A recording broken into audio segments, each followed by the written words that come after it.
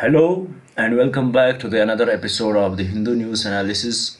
Well, today it is 10th September 2025, and in this video we are going to discuss some important articles which are very much relevant for your preparation.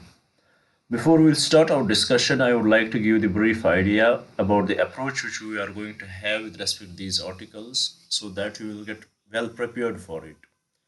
First of all, with respect to every article which we are going to discuss here, we will first discuss the summary of the article. In it, we will try to understand what article is about, what is the background story, what is happening right now, and we'll try to understand the crux of the given article which the author wants to convey us.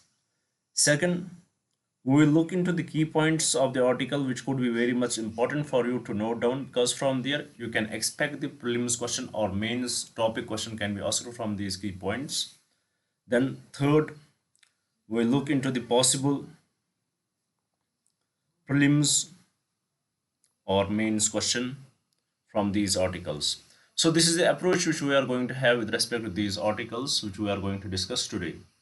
Now, without any delay, let's start our discussion by looking at the first article which is on the screen here. As you can see, Israel has struck the Hamas leaders' shelters in Qatar.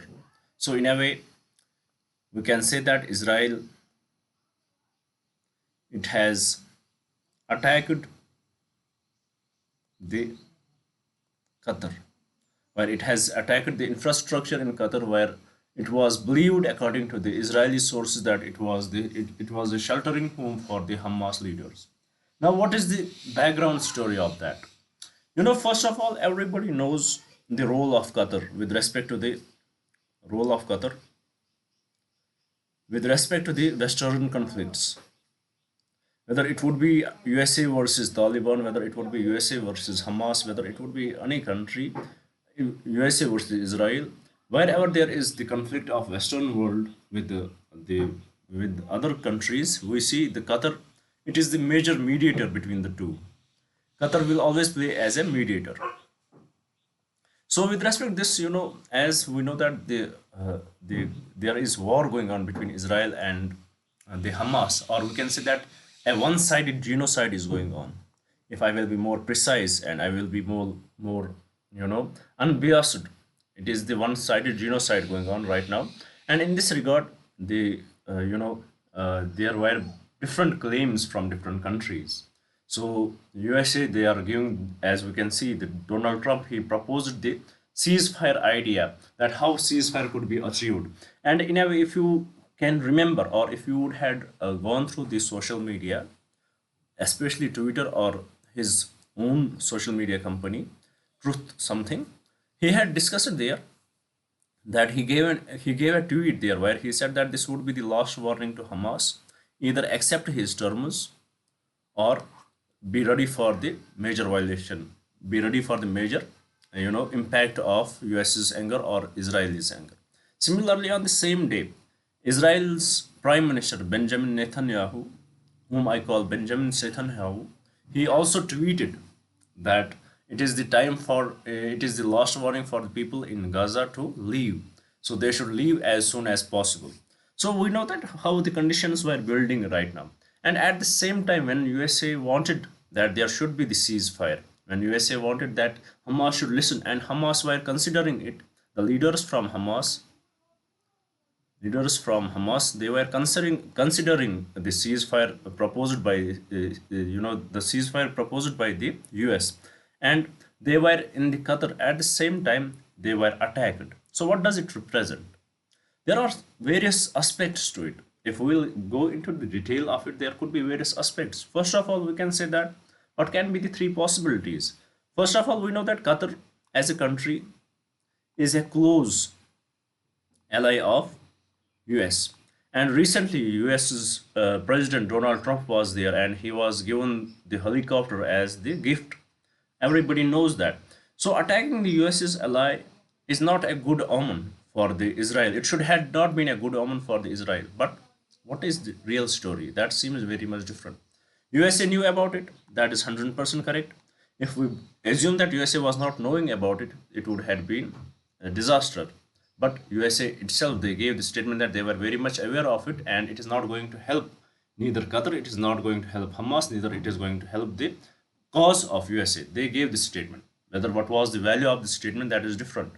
At the same time, does Qatar knew about it? Now there are the claims regarding that.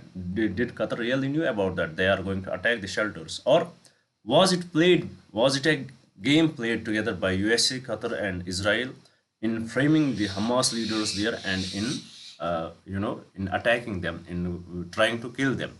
So there are various speculations going on.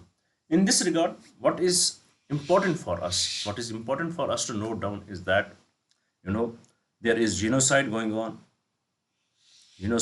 on, and these western led countries, the countries who are supporting it, they can go to any extent to to get what they want.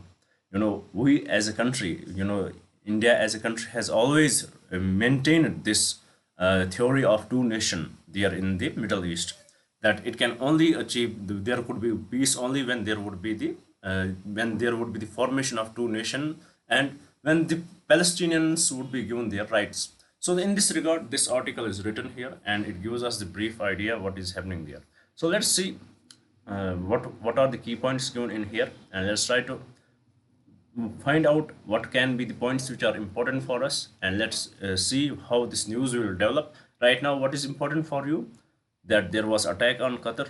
Actually, it was attack on Hamas shelters, where Israel claimed that their top leaders were killed, but then the reports came, their top leaders survived, and now few leaders of theirs they got killed there. Now let us see what are the key points which we can note down here. First, it is the military action. Israel carried out a strike on Hamas political leadership headquarters in Qatar. The target was the Mushtaha Tower. Mushtaha Tower. Such questions, if UPSC wants, they can ask you. Second, what is the context? The strike occurred as Hamas leaders were in Doha to consider a new US proposal for a Gaza ceasefire. So they were called there. They were considering this new proposal of USA, and at the same time they were duped. Now this goes against the the modern warfare. This goes against everything. This goes against the ethics what Israel has done right now and what USA is witnessing to. Third, what were the casualties? Hamas top leaders, including its chief negotiator, survived the strike, but 5 lower level members, including the son of Hamas Gaza leader Khalil al-Hayya, were killed. So few leaders survived and few lower leaders got killed, including the son of their leader. What is the international reaction? Qatar definitely had condemned the strike as a violation of its sovereignty and integrity and international law. UN Security General Antonio Guterres urged all parties to work together on ceasefire. Then what is the Israel's stance? Israel Prime Minister Benjamin Netanyahu quickly claimed responsibility, stating that the strike was in response to recent attacks in Jerusalem and Gaza, as there would be every attack which would be led by Israel, that would be some kind of a retaliatory attack. Well, that is the different story, not for us right now. Then US involvement. Israel alerts the US before the strike. US officials, however, distanced themselves from the attack and stated that it did not advance US or Israeli goal. So this is what officially they stated about it. Then what is the impact on peace talks? The strike has put the ongoing ceasefire negotiations at risk, definitely. So what does it show? It definitely shows that they don't want to go for the ceasefire. Israel don't want to go for the ceasefire. They want to capture the Gaza fully. They want the people from Gaza to leave the places, and they want to establish their full state there. This is what exactly is evident from here. Their goal was to get their hostages back, but it does not seem it is really their goal. Now it is almost 3 years, 2 years, more than 2 years, and still the story is continuing, and those hostages, they had not been taken out from there. So well, let us see what will happen with this, and let's move to the question which can be asked from this article. Here the question says, in the context of the recent strikes targeting Hamas leadership, which of the following is correct regarding the strike's location and the country's role as mediator? The strike took place in Qatar, a country that has served as a key mediator between Israel and Hamas. That is absolutely correct, and rest is incorrect. So with this, it also shows that, I want to add here that as USA is guaranteeing the security in the Middle East, especially Saudi Arabia, Qatar, UAE, and such other countries. Now it is time for them to realize: is USA really the reliable partner? Is USA going to give them the real security what they are dreaming from them, what they are demanding from them? To me, I don't think so. There are major questions, and today's incident it has raised much question marks. Whether Israel, whether USA is such really a great partner, and India can learn from here that how, and we had already learned from the Operation Sindoor onwards, we had realized that USA it is not that great partner. It cannot stand by you if you are under misery. That is 100%. That is very much clear.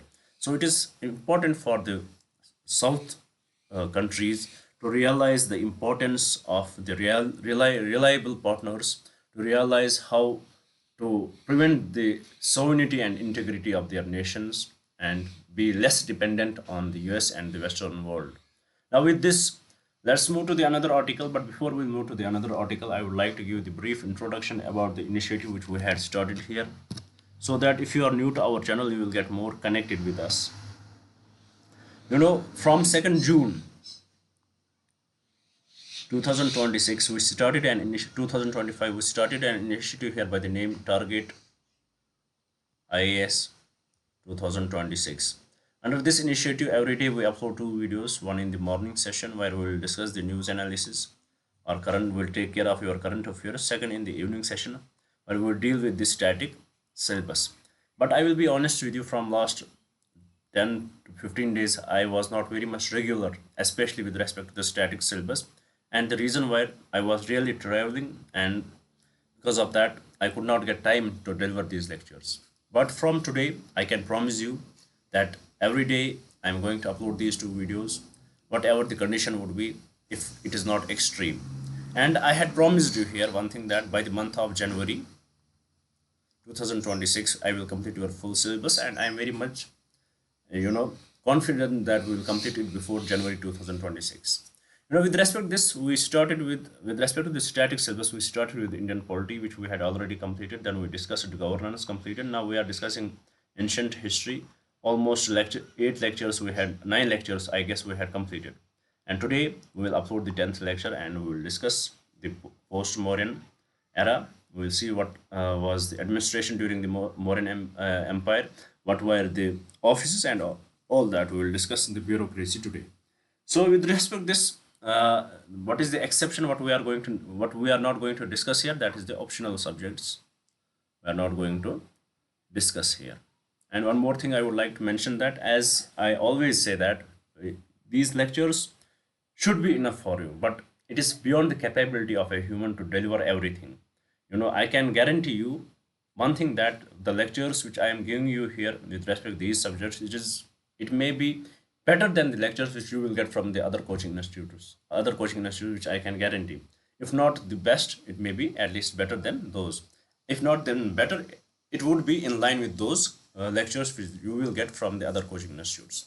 But what I wanted to really convey here, that you don't need just the coaching, you don't need just lectures, you need something to read from. Either if you have the books available to you guys, that is fine. But if you will ask me, are those books really good enough? I would say that they give the information, but they don't give the systematic information, how to read, what should be your approach. So for that, what we have done, we are preparing notes for you, we are preparing books for you which can be sufficient for you.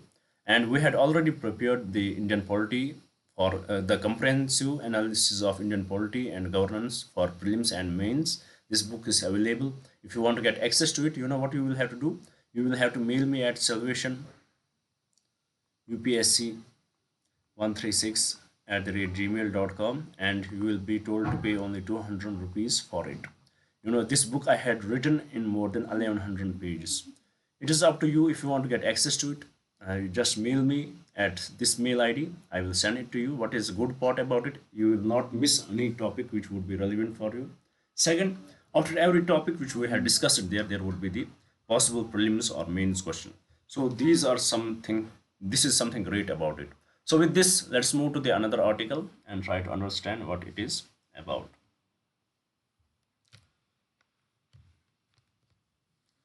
Well, this article is about the anarchy in the Kathmandu. Recently, if you are a little bit aware of the situation in Kathmandu or in Nepal, you would have heard that there was this complete complete ban on social media. There was complete ban on social blanket ban on social media, and which led to the protest from the newer generation, protests from the people, from the students, which who themselves they call the Gen Zs. So there was protest from them, and unfortunately, in this protest, many people died, many students died, approximately 18 to 19. And this protest intensified, which was earlier the peaceful protest, now it became very much violent. And because of that, there were, it became so violent, there were claims for the corruption in the country. Corruption, they claimed that the top leaders, they live lavishly, they have the lavish life, and unfortunately, the people the people who pay the taxes, they are not getting what they deserve. In this regard, there was huge conflict in the country, and they vandalized the government buildings, they burned the parliament, they attacked the Supreme Court, and eventually now the PM of Nepal, what he did, he resignated. He resigned from his office. Now, in this regard, let's see what are the developments, what are the key points which can be important for us, and we have to realize how it is important for India, as it is our neighboring country, and we don't want destabilization in our neighborhood. So let's see what are the key points, and let's try to find out what can be the possible question which can be asked from this article. Here, the key points. First, as I told you, it is political resignation. Nepal's Prime Minister KP Sharma Oli has resigned from his office, citing a need to facilitate a political solution to the crisis. Second, the protest and violence. The resignation follows widespread anti-corruption protests, primarily led by Gen Z youth, which resulted in 19 fatalities after police firing. Then what is this symbolic target? Protesters attacked and set fire to key government institutions, including the Parliament, the Supreme Court, and Singha Darbar, the seat of government. They also targeted the homes of top political leaders. Call for dialogue. Both President Ram Chandra Podil and Army Chief General Ashok Raj Sigdal urged protesters to halt their programs and engage in peaceful dialogue to resolve the situation. That is the new political figure. The crisis has highlighted the rising influence of non-traditional political actors, particularly Kathmandu's independent mayor Balinder Shah and opposition leader Ravi Lamachane, whose release from jail has added a new dimension to the political landscape. So there is definitely the political turmoil. What are the central grievances? The main slogan of the protest: Nepal's political class lives lavishly at the expense of our parents' tax money, underscores the core sentiments of the public anger against the political corruption. What is the political vacuum? The country is currently in a state of political uncertainty, with a caretaker prime minister, a paralyzed parliament, and no clear path to a stable government. So definitely it is going to have an impact on India. We want our neighbors to have, we don't want there any kind of instability. We are suffering from the Myanmar side. We don't want to suffer from the Nepal too. So we'll assume there were the PM Narendra Modi, he urged the students of Nepal to sort it out peacefully, so that we will live a better life together. So in this regard, let's see what kind of question can be asked here in the exam. The question may say, the recent political turmoil in Nepal triggered by youth-led protests represents a critical juncture from the traditional democratic system. Analyze the underlying factors contributing to this crisis. So analyze the situations what are happening. Discuss what we had given here. These questions are for the practice purpose. You will learn how to write. If you want your answer to be checked by me, then what you will do, you will mail me at Salvation UPSC 136 @gmail.com, and I will definitely check your answer. With this, let's move to the another article. Let's have a look at what it is about. Well, it is about the poor Nari ranking exposes women's safety gaps in Delhi. You know, Nari ranking. It has exposed women's safety in many cities, especially Delhi, as Delhi stands 28th out of 31 cities. So in this regard, let's see what is the information given, as it is much factual in nature and you can expect prelims question from it. So let's see. What is the name of the report? The survey is the National Annual Report and Index on Women's Safety, NARI 2025. Rankings: Delhi ranks 28 out of 31 cities, placing it among the worst performing cities, ahead only of Kolkata, Srinagar, and Ranchi. They are the worst most, and Delhi is among them. What is the survey data? The index is based on a survey of 12,770 women across 31 cities and was released by the National Commission for Women. It was released by National Commission for Women. So a direct prelims question can be asked from here, that the National Annual Report and Index on Women's Safety is released by whom? It is released by the National Commission for Women. This report. What is the public perception in Delhi? 31% of women feel woman-friendly infrastructure is minimal or non-existent. What is the day versus night? The feeling of unsafety in Delhi rises sharply from 8% during the day to 35% after dark. What are the harassment concerns? The incidence of public harassment in Delhi, 12%, is significantly higher than the national average. And 61% of Delhi women who reported harassment said they had faced it more than twice. What is the sites of harassment? The most common places for harassment were neighboring areas and transport facilities, unfortunately. What is the solution suggested? The women surveyed called for more policing and more timely police action. So there should be more policing, there should be more watch on it, and when they go for the complaints, it should be heard well. What are the better performing cities? Cities that ranked higher than the national average include Kohima, Vishakhapatnam, Aziwal, Bhubaneswar, Gangtok, Itanagar, and Mumbai. These are the best performing cities. So in this regard, various types of questions can be asked. First, who is the authority who releases this report? What are the best performing? What are the worst performing cities? And what are the major issues? And also a direct question, even though it cannot be asked, but still for you guys, I had brought it here.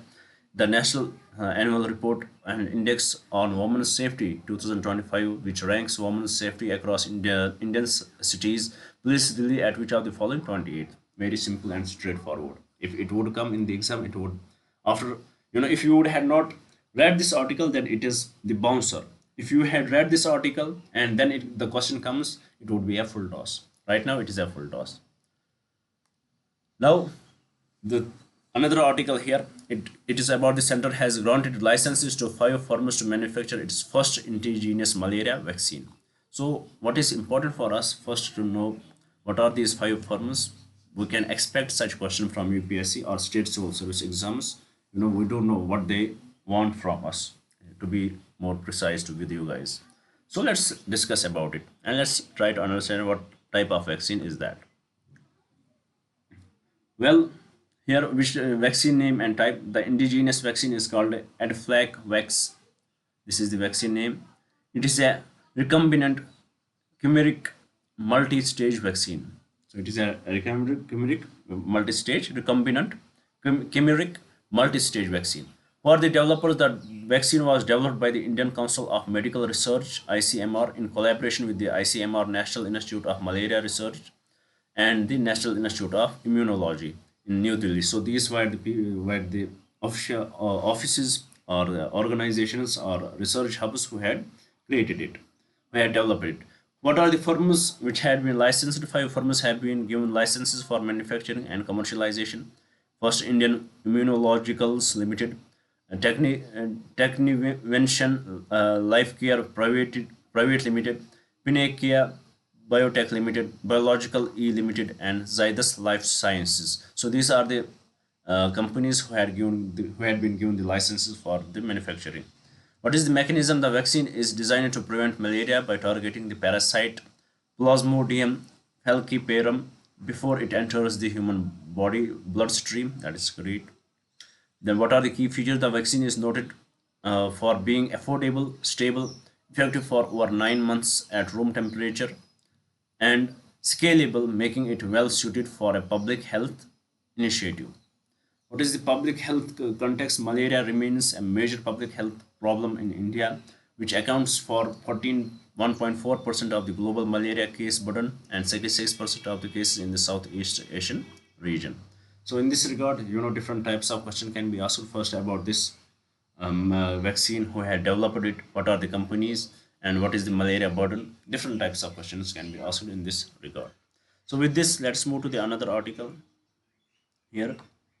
Well, article is about the Election Commission of India, you know, Commission of India, and it is about the special intensive revision in Bihar, and it is about the documents which proves that you are the domicile, and it has added by the court's order. Now it is mandatory that the 12th document would be the Aadhaar card.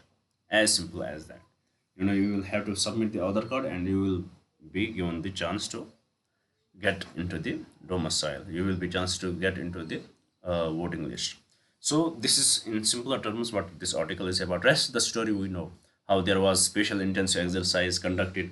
66 lakh people were disenfranchised. They were removed from the electoral rolls, and then there was huge high and cry from the people from the opposition, and the Supreme Court came in and they gave them the chance to represent themselves, and then Aadhaar card was made the mandatory. So let's see what kind of question can be asked. Let's see first the key points. First, judicial intervention. The Supreme Court of India mandated that the Election Commission of India to accept Aadhaar card as a valid identity or document for the special intensive revision of the electoral rolls in Bihar. Aadhaar is now considered the 12th valid document for this purpose. The court clarified that Aadhaar serves as proof of identity but not of citizenship.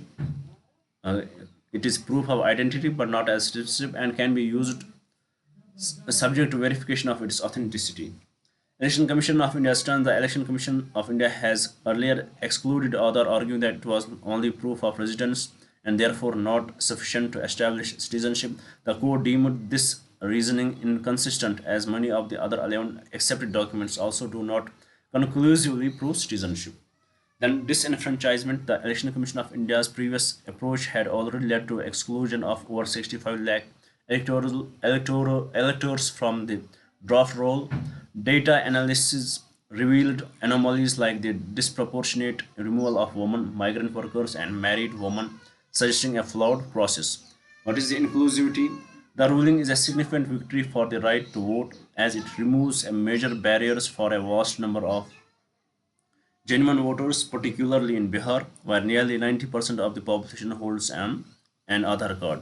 What is the broader implications? The ruling's significance extends beyond Bihar, as it establishes a precedent for electoral roll revision across India. It reinforces the need for the Election Commission of India to prioritize accuracy and inclusivity over haste in its processes. So this is the data given with respect to this article. Let's see what kind of question can be asked from it. Here, the question says the Supreme Court's intervention on the inclusion of the Aadhaar card in electoral roll revisions highlights a crucial debate between electoral integrity and voter inclusivity. Examine the arguments for and against using Aadhaar card as documents for voter verification. So please give the arguments against it and arguments in favor of it, because it is not, as Supreme Court also highlighted, that is not the proof of citizenship. So it can be misused, because we have the large number of migrants from different countries, especially from Bihar. So it can be misused, but at the same time, the cost of it is very huge. So you need to write down the answer in this regard. If you want to, please then send it to me. I will definitely check it for you guys. Now with this, let's move to the last article of today's discussion. Well, it is about the Indonesia international news, as there is huge protests going on. Let's see what is the reason for that. Again, the political class, lavish life of political class, that is the reason. So let's see what are the key points given in here. So what is the initial cause? Protests began on August 25 against a proposed 50 million rupiah, which is approximately adds to $3,000 monthly housing allowances for parliamentarian members, which is 10 times the nation's average monthly minimum wage. So the lavish life of parliamentarians. Then what is the escalation? The death of a delivery worker after Afan Kurniawan, who was killed by a police vehicle on August 28, served as a catalyst that intensified the protests and spread them nationwide. Served as a catalyst that intensified the protests and spread them nationwide. What is the protest actions? Protesters' actions. Protesters attacked and looted public buildings and the homes of public officials, with clashes reported between civilians and police military. Government response. President Prabowo announced a reduction in the controversial allowances and promised an investigation into the killing. However, he also issued a strong warning against rioting, ordering police and the military to take firm action. What is the socio-economic factor? The protesters are fueled by underlying issues such as high income inequality. Indonesia ranks sixth in wealth inequality per an Expo report, and the government's recent austerity measures. What is the austerity measures? The Prabowo government implemented a significant fiscal cut of 306 trillion rupiah, which is 18.8 billion, which led to budget cuts in sectors like public works and higher education, and subsequent increase in local taxes. What are the previous protests? This is not the first time the government has faced public anger. Earlier in the year, students protested against the budget cuts to education in a movement dubbed Dark Indonesia.